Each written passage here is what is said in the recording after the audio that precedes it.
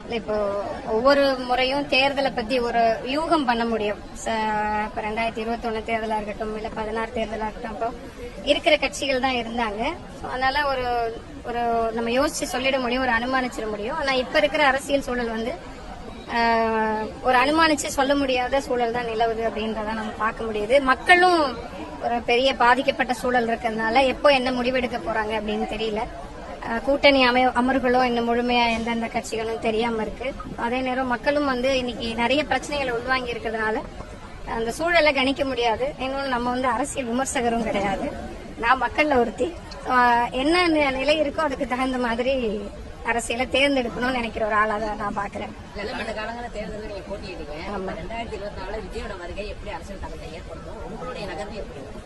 இளைஞர்கள் மத்தியில ஒரு பெரிய தாக்கம் இருக்கும்னு நான் நம்புறேன். ஏன்னா இப்போ மரியாதைக்குரிய விஜய் அவர்களுக்கு ஒரு இளைஞர்கள் மத்தியில, குறிப்பா பெண்கள் மத்தியில நிறைய செல்வாக்கு இருக்கிறத நம்ம பாக்குறோம்.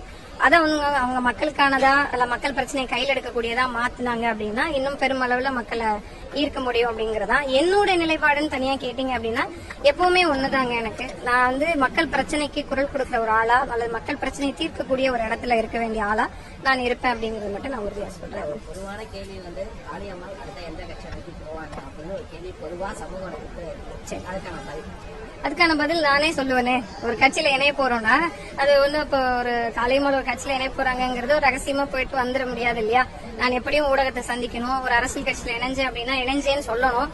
அதை தொடர்ந்து நான் என்ன வேலை செய்ய போறேன், எதுக்காக இணைஞ்சேன்றதையும் சொல்லணும் இல்லையா. அப்படி ஒரு சூழல் வரும். அப்ப கட்டாயம் அவங்க எல்லாரையும் கூட்டு சொல்லுவேன்.